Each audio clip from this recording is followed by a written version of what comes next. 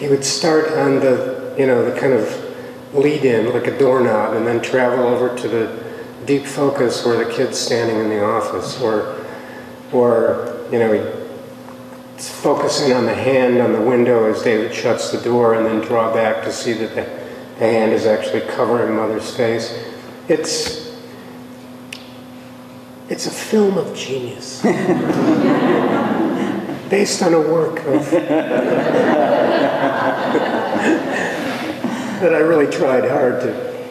There was some music in this film. Yeah. Did you picture when you were writing it? Did you picture your graphic novel having music as a background? That's the music I listened to for 3 years straight, every day in the studio. That is. As you said, that explains a lot. To me, that is the music of my memories. That is the perfect music for me to. I listen to music all the time, but you know, I couldn't listen to tango or you know, some of the or Miles Davis or any of that while I was working on Stitches, because most music takes you by the collar and grabs you around and throws you around the room and tells you what to think moment to moment. And that music, when I finally discovered it, I had this Morton Feldman album lying around in my studio for years, and I hated it the first time I listened to it. But one day I decided to put it on and nap and think about my book.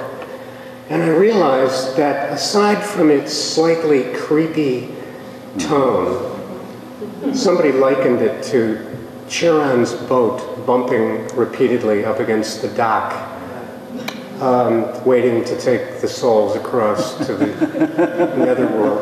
And that's a great description. That was by somebody who hated the music, by the way. I realized that here is music, this is a music without adjectives. This is a music that does not tell you what to think from moment to moment. It just has this very slow, slightly creepy development, and some of the chords are extremely atonal, but even those chords, with repeated listening, became beautiful to me. I think it's a work of genius, I really do, and the most extraordinary thing is it's one string quartet, it's his second string quartet, it's 6 hours long, and it's meant to be played without a break. The violinists must wear catheters or something. I think it's been performed all of twice in the history of the world, but it's an amazing record, and the last 2 CDs on the 6 CD set have some of the most divine music I think ever written.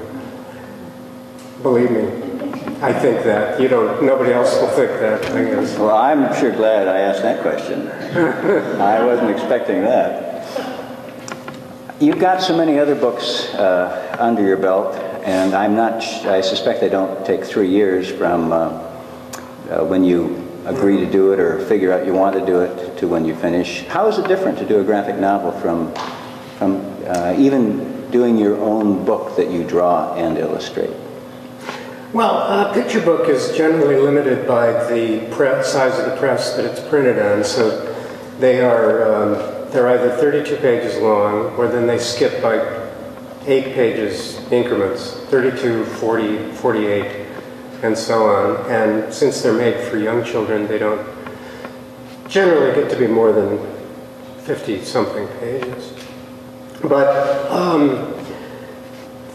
you know, there are certain problems in that kind of condensed form that I think are probably shared by writers of poetry, to try to condense perhaps, well, this kind of story that my wife writes, which is a very big story, to condense all that down into 32 pages or even 40 pages is a real challenge. But it's something that I've gotten used to over the course of making nearly 50 of these things. And I've gotten a little too used to it in a way. So making this book was a nice break for me. Mm-hmm. It really allowed me to expand scenes, draw them out.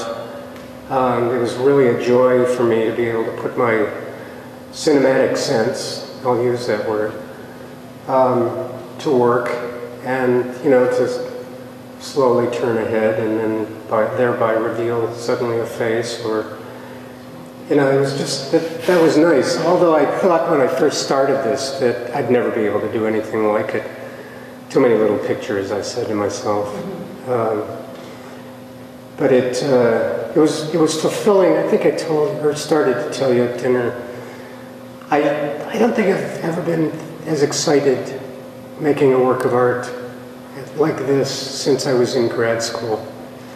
There was really that thrill of discovery again that wasn't accompanied by it wasn't the thrill of discovery accompanied by panic when I first made my first picture books because of the pressures of publication that were all new to me. You know, the demands of editors, the changes imposed by art directors, the limits of, nowadays, the limits of marketing, get used to that, folks, and the time demands.